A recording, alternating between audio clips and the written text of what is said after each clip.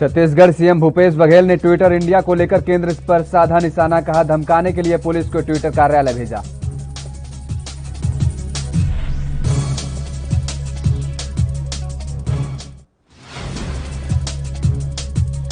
मुख्यमंत्री शिवराज सिंह ने की कैबिनेट बैठक, कहा संक्रमण की दर में आई कमी, जल्द शुरू होगी अनलॉक की प्रक्रिया।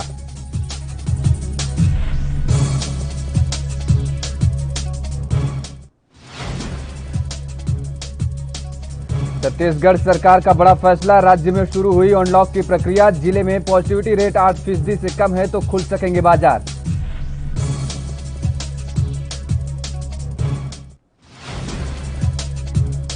और मध्य प्रदेश के पूर्व मुख्यमंत्री के खिलाफ भाजयुमो ने किया विरोध प्रदर्शन, बीजेपी कार्यकर्ताओं ने फूंका कमलनाथ का पुतला, प्रदेश की जनता को गुमराह करने का लगाया बड़ा आरोप।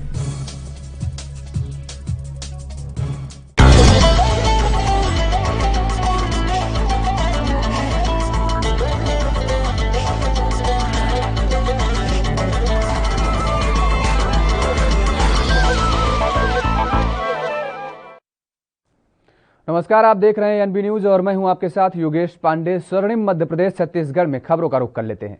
छत्तीसगढ़ के सीएम भूपेश बघेल ने केंद्र सरकार पर जमकर निशाना साधा। उन्होंने कहा कि ट्विटर इंडिया को धमकाने के लिए केंद्र सरकार ने पुलिस को उसके कार्यालय भेज दिया है, और जिससे यह साफ है कि केंद्र सरकार में बैठे लोग किस स्तर पर जा रहे हैं। देश में कोरोना से लोगों का ध्यान भटकाने के लिए टोल किट ईजाद किया गया।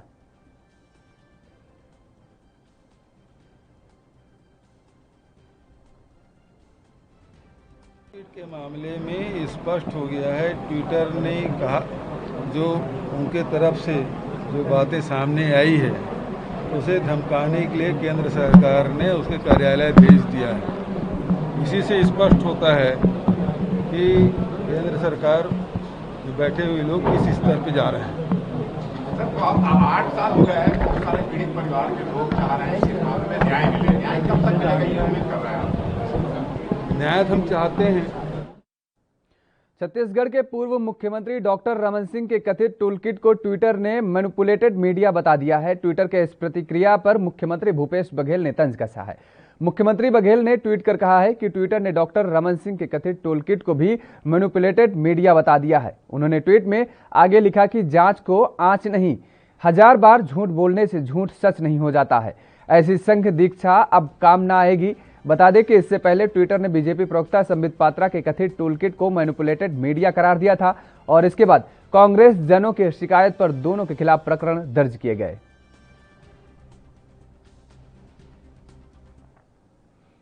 कोरोना टूलकिट को लेकर छत्तीसगढ़ में राजनीति गरमाई हुई है। रमन सिंह के ऊपर एफआईआर दर्ज होने के बाद से सूबे के सियासी आबोहवा गर्म हो गई है, और इस मसले पर छत्तीसगढ़ कांग्रेस के अध्यक्ष मोहन मरकाम ने भी प्रतिक्रिया दी है।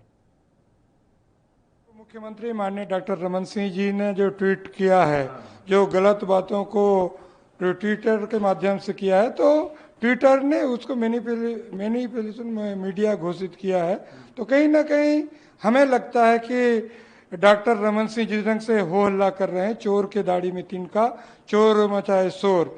देखिए, ट्विटर ने पूर्व राष्ट्रपति डोनाल्ड ट्रंप के ट्विटर हैंडल को भी लॉक किया है। तो डॉक्टर रमन सिंह अगर गलत तथ्यों के साथ पेश करेंगे तो स्वाभाविक है उनके ट्विटर हैंडल को भी लॉक करेंगे। ऐसा हमने शिकायत भी किया है।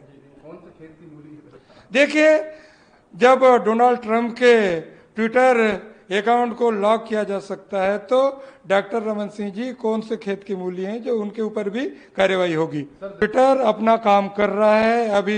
अभी आप सबको पता है, कोरोना काल में सबको सीमित मात्रा में कर्मचारी भी जाते हैं, तो ट्विटर अपना काम कर रहा है, पुलिस अपना काम कर रहा है। तो डॉक्टर रमन सिंह जी को इतना हड़बड़ाने की जरूरत नहीं है, वो कार्रवाई होगी। और हमें लगता है कि जिस ढंग से धरना प्रदर्शन कोविड प्रोटोकॉल का भी उल्लंघन कर रहे हैं, तो हमें लगता है कि उन्होंने गलत किया है, इसलिए उन्होंने हड़बड़े में आकर इस ढंग से बयान दे रहे हैं। तो कोरोना लॉकडाउन पर मध्य प्रदेश के सीएम शिवराज सिंह चौहान ने कैबिनेट मंत्रियों के साथ एक बैठक की, और इस दौरान सीएम ने कहा कि हम अनलॉक की प्रक्रिया का निर्धारण करने वाली मंत्रियों की टीम बनाएंगे। कोविड अनुकूल व्यवहार की समिति, एक वैक्सीनेशन की समिति, अस्पतालों का प्रबंधन और सुविधाओं की उपलब्धता की समिति और ऑक्सीजन समेत अत्यंत आवश्यक चीजों की समिति बनाएंगे।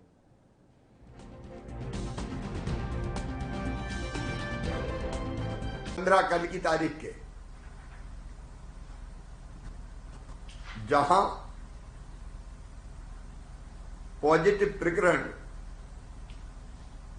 10 से कम आए हैं, आगरमालवा, भिंड, अशोकनगर, अलीराजपुर, खंडवा, बड़वानी, बुरहानपुर, मंडला, झाबुआ, नरसिंहपुर, सिंगरौली, निवाड़ी, डिंडौरी, शाजापुर, टीकमगढ़,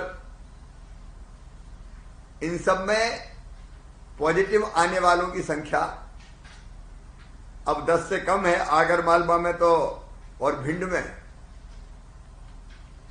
एक एक ही पॉजिटिव केस आए हैं। जो हम 0 का सोच रहे हैं, मुझे लगता है कि इसी गति से आप सब काम करते रहे, नीचे क्राइसिस मैनेजमेंट कमेटियां काम करती रही, तो प्रशासन और जनता का के साथ मिलके हम जो 31 तारीख का टारगेट तय किया है, कोरोना को बिल्कुल काबू में करना, नगण्य केस पर ले आना, 0 तक पहुंचाने की कोशिश करना, तो निश्चित तौर पर मेरा विश्वास है कि हम लोग सफल हो जाएंगे। जिलों में 34 जिलों की पॉजिटिविटी 7 दिन की औसत भी 5% या उससे कम रही है। अब ये एक बड़ी उपलब्धि है हमारी, और इसलिए मैं प्रदेश की जनता का आभार प्रकट करता हूं, क्राइसिस मैनेजमेंट कमेटीज को धन्यवाद देता हूं, जनता को धन्यवाद, और प्रशासन और आप सबको भी उसके लिए मैं धन्यवाद दे रहा हूं। ये 2 चीजें करेंगे। एक, हम अनलॉक की प्रक्रिया शुरू करेंगे, धीरे धीरे खोलने की प्रक्रिया शुरू करेंगे। 1 जून से वो हमको शुरू करनी है, लेकिन साथ में टेस्टिंग हमारी चलेगी। टेस्टिंग हम यही 75-80 हजार रखेंगे। इसका फायदा यह होगा कि जहां भी पॉजिटिव आया, इलाका पहचान लेंगे, और पहचान के जो पॉजिटिव आया उसको अलग कर देंगे, होम आइसोलेट या कोविड केयर सेंटर हमारे चलते रहेंगे, वो खत्म नहीं करेंगे। फिलहाल रुकते हैं एक छोटे से ब्रेक के लिए। ब्रेक के बाद फौरन हाजिर होते हैं।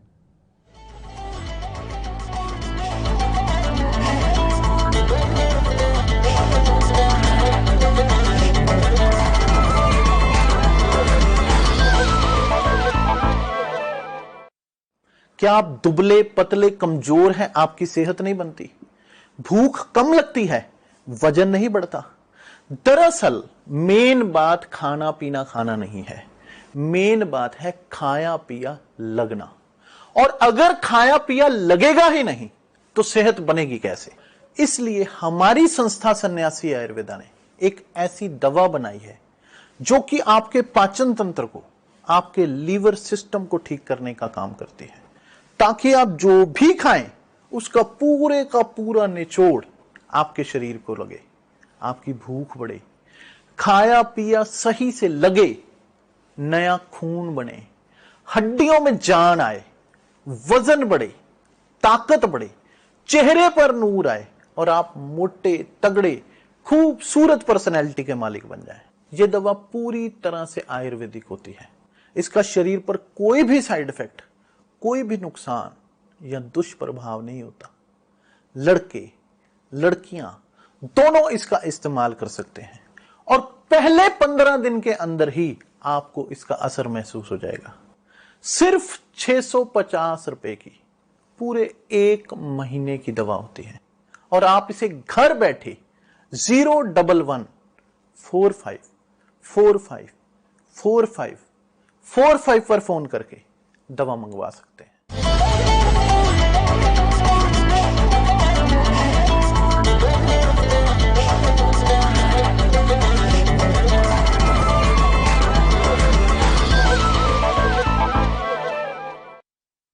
ब्रेक के बाद एक बार फिर आप सभी का स्वागत है। खबरों में आगे बढ़ेंगे। लॉकडाउन के बीच राज्य सरकार ने राहत से जुड़ा बड़ा फैसला लिया है। अब ऐसे जिले जहां कोरोना संक्रमण की दर 8% और इससे कम है, वहां बिना किसी बंदिश के बाजार खुलेंगे। राज्य सरकार ने यहां तक कह दिया है कि सभी दुकानों, मॉल, शोरूम को खोला जा सकेगा। हालांकि शाम 6 बजे के बाद से नाइट कर्फ्यू का पालन करना होगा। वहीं रायपुर में मॉल खोले जाने को लेकर भी मंगलवार शाम तक फैसला आ सकता है और प्रदेश के सभी सिनेमा हॉल को फिलहाल बंद रखने का कहा गया है। इसके साथ ही ऐसे जिले जहां पर 8% से अधिक पॉजिटिविटी रेट अधिक है, वहां मौजूदा समय में भी चल रही व्यवस्था ही लागू रहेगी, यानी कि वहां लॉकडाउन पहले की तरह ही चलता रहेगा। उन जिलों में ये छूट लागू नहीं होगी। राज्य सरकार ने अपनी छूट में कहा है कि सभी दुकानें 6 बजे बंद कर दी जाएंगी और पूरे राज्य में धारा 144 लागू रहेगी।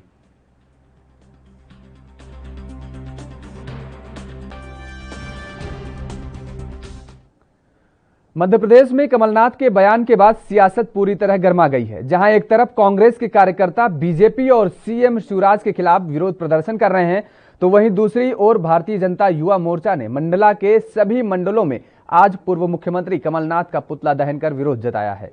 इस दौरान भारतीय जनता युवा मोर्चा के जिलाध्यक्ष ने कहा है कि पूर्व मुख्यमंत्री कमलनाथ ने कोरोना वायरस को इंडियन वायरस का नाम देकर दूषित मानसिकता के परिचय दिया है और जिससे अंतर्राष्ट्रीय स्तर पर देश की छवि बिगाड़ी गई है। इसके साथ ही मृत्यु का गलत आंकड़ा देकर प्रदेश की जनता को गुमराह किया गया है। उन्होंने एक कॉन्फ्रेंस किया था अपने कार्यकर्ताओं के साथ और उसमें ये कहते हुए पाए जा रहे हैं वो कि ये आग लगाने का समय। मेरी ये समझ में नहीं आता कि जब पूरे देश में एक महामारी का दौर चल रहा हो और पूरा देश आह्वान कर रहा हो कि उसमें कोई भाजपा कांग्रेस या दलों पे ना बटा हो। एक देश की हमारी अपनी सबकी ड्यूटी बनती है कि जब पूरे देश में कहीं ना कहीं लोग महामारी से जूझ रहे हो तो हम उनकी मदद करें। उस समय में राजनीति करना और इतने बड़े पद पे बैठे हुए व्यक्ति का राजनीति करना जो देश का मुख्यमंत्री रहा है, मैं कहता हूँ कुछ ही समय के लिए, लेकिन ये जो जनता है इस प्रदेश की वह कहीं ना कहीं उनको एक समय में सिरोधार किया है, प्रदेश के मुख्यमंत्री के रूप में देखा है उनको। और यदि वो ये कहते हैं कि ये आग लगाने का समय है तो ऐसे चेहरों में आग लगाने की आवश्यकता है और वही आज पूरे प्रदेश में हो रहा है। और कल उनकी हमने FIR की है, पूरे प्रदेश में FIR की है और जिस तरीके से उनके बयानबाजी आए हैं उस बयानबाजी में हम उनको बताएंगे कि आग लगाना किसको कहते हैं। मध्य प्रदेश के गृह मंत्री नरोत्तम मिश्रा ने कैबिनेट बैठक के बारे में जानकारी देने के लिए एक PC का आयोजन किया और इस दौरान उन्होंने कहा कि आज एक निर्णय में मुख्यमंत्री ने कोवैक्सीन और कोविशील्ड वैक्सीन की मांग और आवश्यकताओं को देखते हुए तय किया है कि राज्य सरकार भी उसका ग्लोबल टेंडर करे। उन्होंने इसे अतिरिक्त एजेंडे में लागू करके स्वास्थ्य विभाग को इसका आदेश दिया है और क्या कुछ कहा है आपको सुनाते हैं। कर्मी कार्यभारित आकस्मिक वेतन पाले वाले दैनिक वेतन भोगी तदर्थ संविदा कलेक्टर दर आउटरोड मानदेय में कार्य शासकीय सेवक सेवायुक्त जिनकी शासकीय सेवा में कार्यरत रहने के दौरान मृत्यु हो जाती है उनके पात्र आश्रितों को अनुकंपा नियुक्ति देने का तय किया है। इसमें अभी पत्नी को आयु सीमा में छूट थी, आज मुख्यमंत्री जी ने स्पष्ट रूप से जो उसके पात्र हितग्राही हैं उन सभी की आयु सीमा, चूंकि एक निश्चित बंधन तो है ही, उसको भी सबको लोगों को इसमें छूट दे दी है, जिसको कहते हैं ओवर एज जैसा। अब इन लोगों के अनुकंपा नियुक्ति में सेक्शन माननीय मुख्यमंत्री जी ने हटाया। अभी तक ये था कि जून का महीना दिया था, 2 महीने की आवेदन की सीमा थी, उसको भी बढ़ाने के आज मुख्यमंत्री जी ने निर्देश दिए हैं। मुख्यमंत्री जी ने जो कोवैक्सीन और कोविशील्ड हमारे यहां वैक्सीन थी आ रही थी, उसकी आवश्यकता और अधिकता डिमांड को देखते हुए तय किया है कि उसका ग्लोबल टेंडर राज्य सरकार भी करे। ये मुख्यमंत्री जी ने एक्स्ट्रा एजेंडे में आज यह लागू करके स्वास्थ्य विभाग को इसका आदेश दिया है। ताकि फर्स्ट वेव आई थी उस समय राज्य सरकार ने अपने जो प्रवासी श्रमिक थे उनको लाने के लिए ट्रेन से, बस से और दूसरे राज्यों के भी मजदूर जो हमारी सीमा में पैदल जा रहे थे, उन पैदल मजदूरों को एक गंतव्य से महाराष्ट्र की सीमा से यूपी की सीमा तक छोड़ने के लिए ऐसे अनेक लोग आए थे। उनको चप्पल, जूते, सेवा, शुश्रूषा और इससे प्रभावित हमारे कर्मचारियों को कोविड सेंटर बनाने के लिए भी जो खर्च हुआ था, आज उसको भी अनुमति दी गई है। हमारे यहाँ पर कैंपा निधि योजना थी वन विभाग की, उसको भी 776.97 करोड़ के उपयोग की अनुमति आज प्रदान की है। मित्रों, जैसा आप सबको मालूम है, गेहूं खरीदी हो, चना खरीदी हो, मसूर खरीदी हो, सरसों खरीदी हो, हमारी सरकार किसानों के लिए 24 घंटे तत्पर रहती है। गेहूं को अगर हम अलग कर दें तो चना, मसूर, सरसों में इस बार पिछले साल से 10,000 करोड़ ज्यादा बाजार की कीमत जो आई है, बढ़ के उन्हें मिली है लागत मूल्य की, उसका फायदा कराने के लिए सरकार ने कोशिश की है। प्रधानमंत्री जी की पर ड्रॉप मोर क्रॉप जो योजना थी, उसको निरंतर रखने का भी आज तय किया है। आप सबको ये भी विदित होगा कि हमारे यहाँ पर यूनेस्को की साइड में भेड़ाघाट और सतपुड़ा 2 जो पर्यटन क्षेत्र हैं उनको मंजूरी दी थी।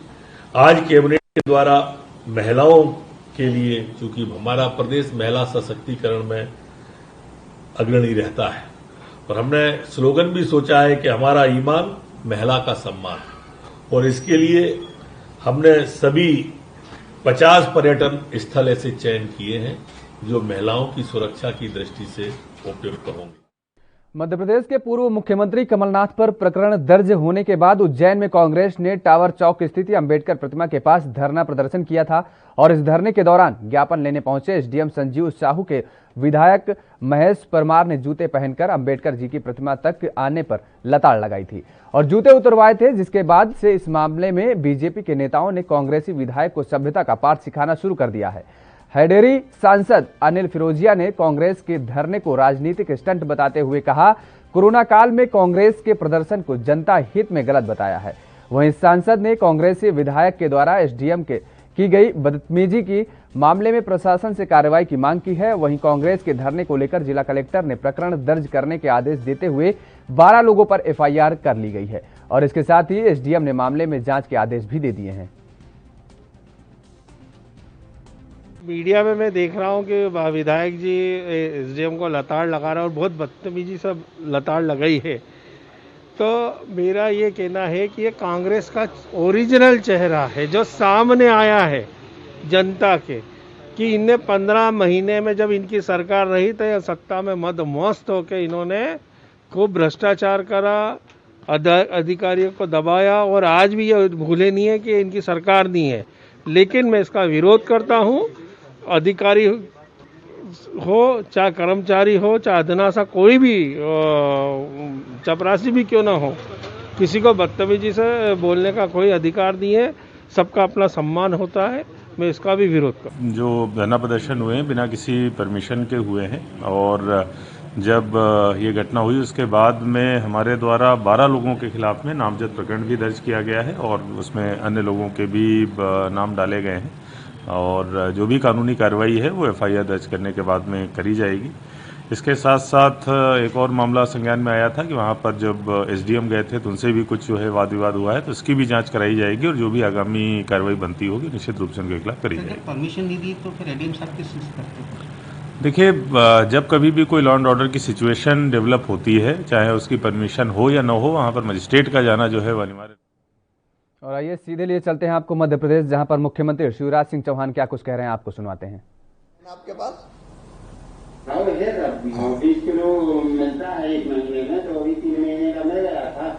अभी 3 महीने का मिला है, 2 महीने का और प्रधानमंत्री जी का आएगा, वो भी फ्री में मिलेगा। ये 3 महीने के पैसा तो नहीं देने पड़े आपको? नहीं, मुझे पैसे नहीं दिए, बोले अभी इसके पैसे नहीं चाहिए, वो ऐसे फ्री में मिलता है तो बात ही कर दिए, पैसे तो मिले। अरे वैसे ही थोड़ी मिलता, हम देते हैं तब मिलता है भाई। आप भी तो बोला अच्छा मुख्यमंत्री जी हैं तो अभी 3 महीने का ये मिल गया, 2 महीने का और मिलेगा। प्रधानमंत्री जी ने भी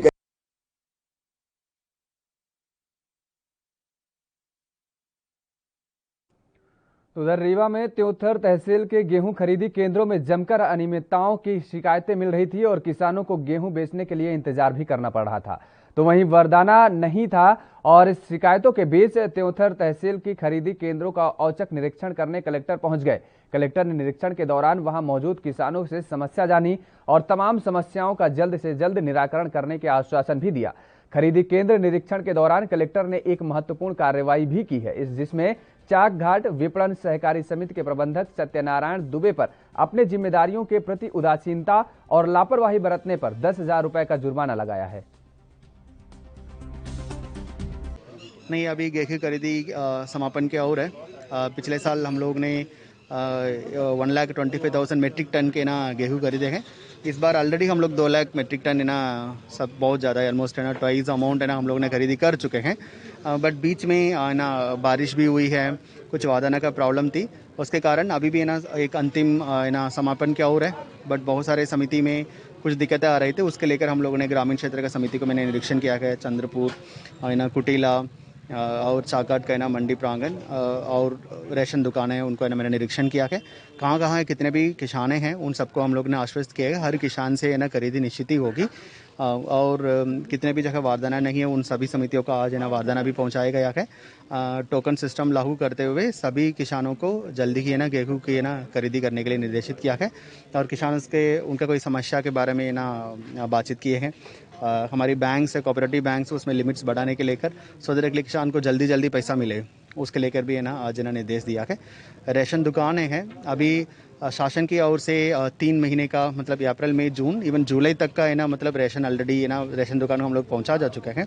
उसके अलावा प्रधानमंत्री गरीब कल्याण अभियान के अंतर्गत अतिरिक्त 2 महीने का रेशन फ्री में हमको लोगों को दिलाना है। उसके लेकर लोगों के बीच में कन्फ्यूजन ना हो। हर रेशन दुकान के बाहर इसके लेकर एक स्पष्ट जानकारी कितने महीने का कितने रेशन लोगों को मिलना चाहिए उसको डिस्प्ले करे सभी दुकानदार। पूर्व मुख्यमंत्री कमलनाथ पर एफआईआर दर्ज करने का मामला अब लगातार तूल पकड़ता जा रहा है। एक दिन पहले कांग्रेस जनों द्वारा धरना प्रदर्शन के बाद आज उज्जैन के विभिन्न चौराहों पर युवा कांग्रेस ने मुख्यमंत्री शिवराज सिंह चौहान का पुतला फूंका, जहां मौके पर भारी संख्या में पुलिस बल मौजूद रहा। युवा कांग्रेस कार्यकर्ताओं ने पहले पुतला फूंकने की कोशिश की तो पुलिस ने तत्काल पुतला जलाने से रोका और जिसके बाद मौके पर कार्यकर्ताओं और पुलिस में झड़प भी दिखाई दी। इसके बाद युवा कांग्रेस कार्यकर्ता चालाकी करते हुए दूसरा पुतला दूर से जलाकर चौराहों के पास लेकर आए और यहां भी पुलिस ने पुतला बुझाने की कोशिश की, लेकिन तब तक पुतला जल चुका था। 420 की सरकार है, झूठों की सरकार है, मानवों की हत्यारों की सरकार है। सारे कानून को ताक पे रख के ये सिर्फ जनता को इन्होंने कैद किया। मौत का आंकड़ा देने में क्या इनको दिक्कत है? कमलनाथ जी ने क्या गलत कहा? और अंतर्राष्ट्रीय अगर अखबारों में बात लिखा दी कि इंडिया कोरोना वेरिएंट बन चुका है तो ये क्या सही बात नहीं है? क्योंकि आज ब्लैक फंगस, व्हाइट फंगस, सब तरीके की डिसीज जो है हमारे भारत में दिखाई देती है। आज युवा कांग्रेस के नेतृत्व में, शहर कांग्रेस के अध्यक्ष के नेतृत्व में हम सब लोगों ने मिलकर के आज शिवराज का पुरजोर विरोध करा और जनता से आह्वान करते हैं कि इस झूठी मक्कार सरकार को उखाड़ फेंकने की तैयारी कर लो, क्योंकि अच्छे लोग आएंगे नहीं तो अच्छी व्यवस्था। आज देवास गेट चौराहे पर जो युवा कांग्रेस है इनके द्वारा पुतला दहन का प्रोग्राम प्रस्तावित था, जो कि इन्होंने दहन किया और उसको पुलिस बल अच्छा संख्या में तैनात था, तो पुलिस द्वारा समय पे इसको जला दिया गया, उसको बुझा दिया गया और पुतला छुड़ा। मध्य प्रदेश में ब्लैक फंगस का कहर जारी है, जहां इस बीमारी के लिए सबसे कारगर इंजेक्शन एम्फोटेरेसिन माना जाता है और लेकिन इसके बाजार बेहद कमी खल रही है। ऐसे में इंदौर के सेल्बी हॉस्पिटल के डॉक्टरों ने नया कीर्तिमान हासिल किया है, जिसके बाद दूसरे हॉस्पिटल भी तौर तरीके अपनाकर इलाज कर रहे हैं। इसके साथ ही सभी जगह इस कीर्तिमान की तारीफें की जा रही हैं और डॉक्टर का कहना है कि सिर्फ उनके कार्यालय का एक कर्मचारी था, उन्हें लगभग 85 कोविड का संक्रमण था और शुरू में कोविड का इलाज करके उनकी जान बचाई गई। धीरे धीरे उनके फेफड़े के संक्रमण में सुधार हो गया, लेकिन आंखों और चेहरों में सूजन आने लगी, जिसके बाद एम्फोटेरेसिन नामक दवा का बाजार में कमी होने से दूसरी दवा पोस्कोनाजोल को साथ में ही कॉम्बिनेशन के उपयोग किया गया और जिसके रोगी के फंगस पर बेहद असर हुआ।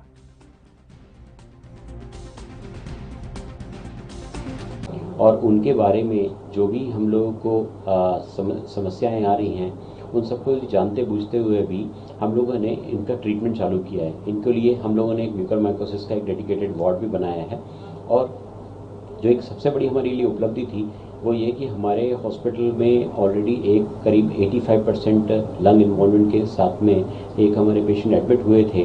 उनको हम लोगों ने करीब 15 से 18 दिन तक उनका ट्रीटमेंट किया और उसके बाद में वो कोविड से बाहर आए, पर निकलते निकलते उनकी आंखों में स्वेलिंग आने लगी थी और चेहरे पे भी स्वेलिंग आने लगी थी। इमीडिएटली हमारे हॉस्पिटल में हम लोगों ने उसका डायग्नोसिस बनाया म्यूकरमाइकोसिस का, जो अभी इस समय ब्लैक फंगस के नाम से बहुत खतरनाक बीमारी के नाम पर मशहूर है। उस पेशेंट को हम लोगों ने एम्फोटेरिसिन बी और पोसाकोनाजोल, ये कुछ दवाइयाँ होती हैं जो देना चाहिए थी। अभी हम सबको ज्ञात है कि कुछ कमी है एम्फोटेरिसिन बी की, पर इस मामले में हम लोगों ने पोसाकोनाजोल को यूज़ किया और हमने थोड़ा सा डोज उसको बढ़ाकर यूज़ किया। तो मैं एक संदेश ये देना चाह रहा हूँ सभी को कि हमारे पास में अगर हमने टाइमली इंटरवेंशन किया है और समय से हमने जो अल्टरनेटिव दवाई है जैसे कि पोसाकोनाजोल, जो एम्फोटेरिसिन के मुकाबले थोड़ी सी कमज़ोर है, पर हमने समय से उसको यूज़ किया तो हो सकता है कि हमको उसका बेनिफिट मिले। इस पेशेंट्स में हम लोगों को यही बेनिफिट मिला कि हमने टाइमली इंटरवेंशन किया। इसमें ENT, ऑप्थेल्मोलॉजिस्ट, सर्जन्स को इन्वॉल्व कि आप सभी जानते हैं कि म्यूकरमाइकोसिस, जिसे हम ब्लैक फंगस कहते हैं, ऑलरेडी राज्य सरकार ने इसे महामारी के रूप में घोषित किया है और सेल्वी अस्पताल। स्वर्णिम मध्य प्रदेश छत्तीसगढ़ में फिलहाल मेरे साथ इतना ही। खबरों के लिए आप बने रहिए NB न्यूज के साथ।